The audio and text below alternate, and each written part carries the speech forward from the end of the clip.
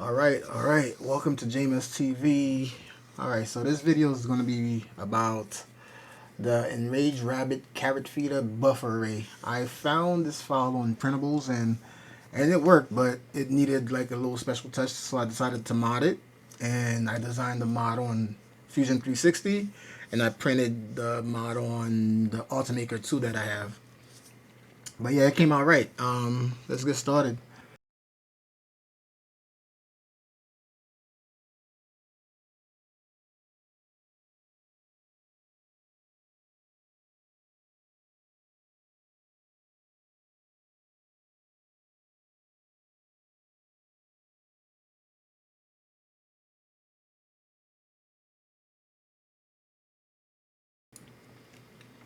All right, so this is Fusion 360. I got the play-by-play, I guess, running.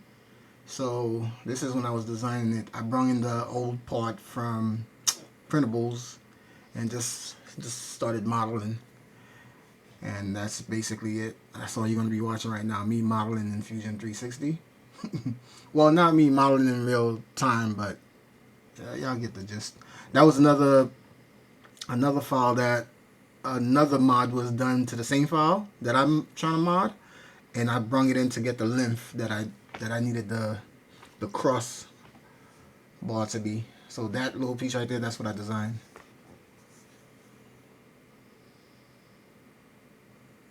Yeah, that's pretty much it. Like it came out really dope. So I'm very happy with it. I'm gonna publish it, so look out for the link on the video below. The link is gonna be below, right? Yeah.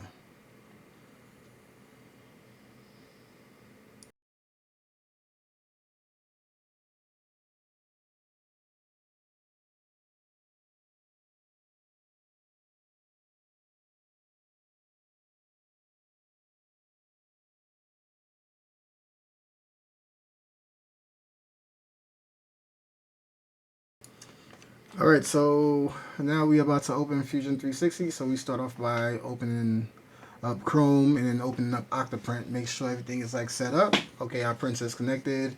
We're gonna preheat. Everybody preheats the heater bed. We know what it is with that heater bed being super slow. But yeah, open up Cura because that's the slicer I use with the Ultimaker. The name of it is Ultimaker Cura, so might as well use the slicer. But yeah, so we open up Cura and then we're gonna open up Autodesk. A reason to open up Autodesk is Autodesk got this feature where you can just send the model straight from Autodesk to Cura. So that's a dope feature. If you don't have Autodesk Fusion 360, you just get it. It's a dope program. I know some people are about like the free life, open source, but Fusion 360 is dope. I'm not going front. It's really dope. Yeah, so we're gonna open up Fusion 360 and then open up the file, which I believe I named mod.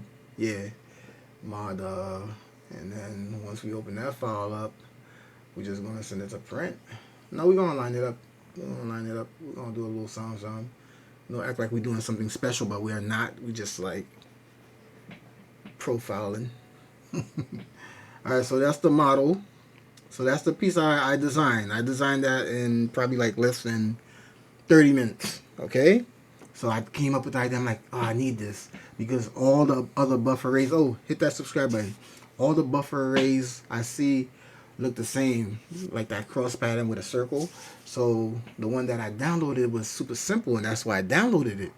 It didn't take long to print at all, but it came with faults, which is why I had to design this little piece to fix the fault. So now we setting it up. We're making sure everything is lined up. Everything is good to go. So that's what it looks like with the piece is going to attach to via M4 screw. I think a 16 millimeter. No, that one is I believe 16 or 60 millimeter. So yeah, looking at it some more, acting like I'm doing something special. Really and truly, I'm not. I'm just messing up right now because it's hard to control. But yeah, so once we have everything set up, we're gonna send it to print. This is the feature I was talking about. Once you set that up. Tell it you want it to go to Kira. And there we go. It's actually going to open up a Kira window.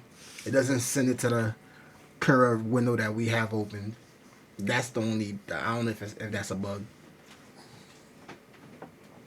But yeah, once it does that, see Kira opens up. Once Kira is open, we will send to print.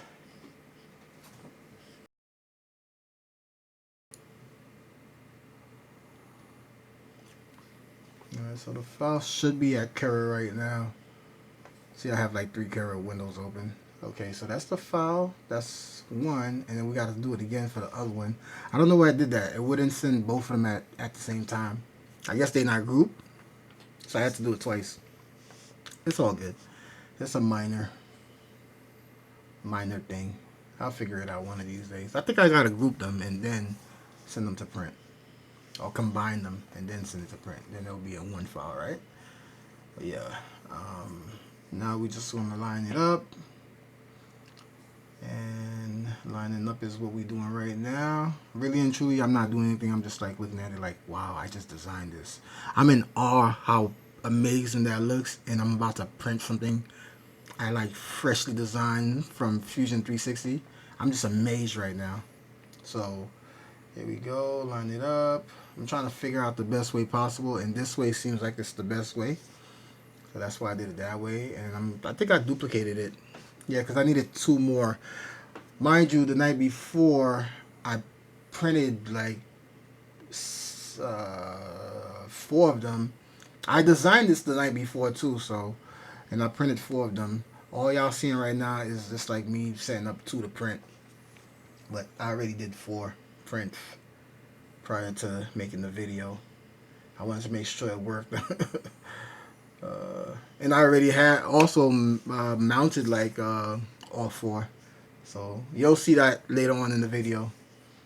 But that's pretty much it. It's lined up. Now we're going to slice.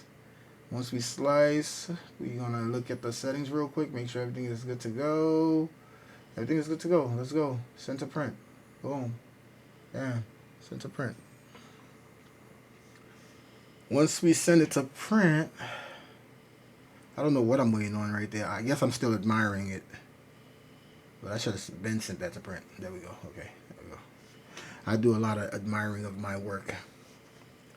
Oh, make sure you hit that subscribe button, follow, and like. And if you care, share it. Alright, so it's there already at Octoprint. All now we waiting on is for it to heat up. Alright, so we're going to skip to like a print. Alright, so this is the Ultimaker. We just sent the file. We got our ABS set up. I should have printed that in PLA. Didn't need ABS, but that's what was loaded. And I don't want to go through all the freaking process. You can see the marks of the last ones that I printed. Like I said, like I learned a lot from this video, so next time I know not to do certain stuff. But yeah, it's going to start the process home, and then it's going to go back up, spew some filament from the front, which I thought was going to mess up the print, but it didn't. It didn't, because the Ultimaker is awesome. It has some awesome fans that blew that stuff out the way. Alright, so it's going to go and do its thing. It's doing its thing. I think I'm going to speed it up. Let's speed this thing up.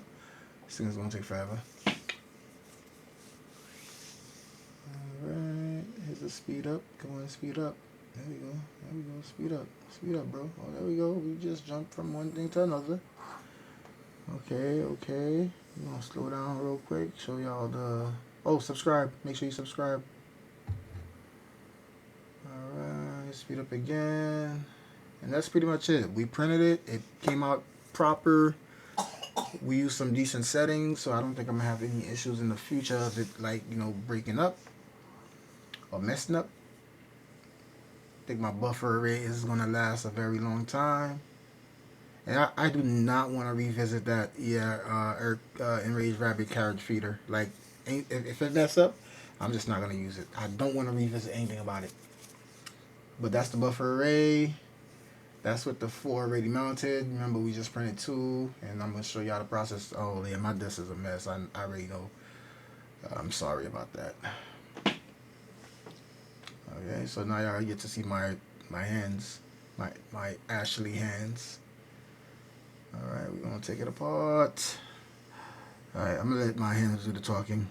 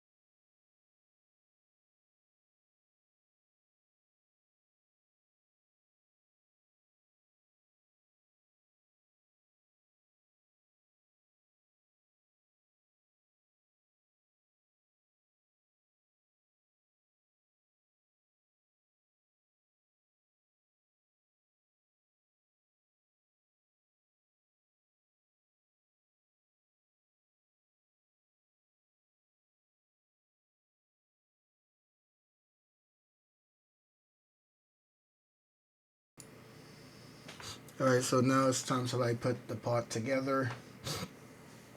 Make sure everything works. Well, I already know everything works. Like I said, we already did like 4 of them.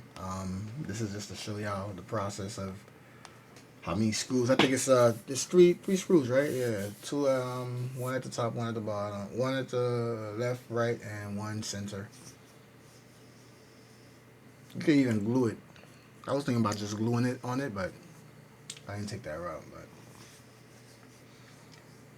But that's pretty much it. I'm just gonna speed this up because this is gonna be a lot of the same thing. So let's go speed up.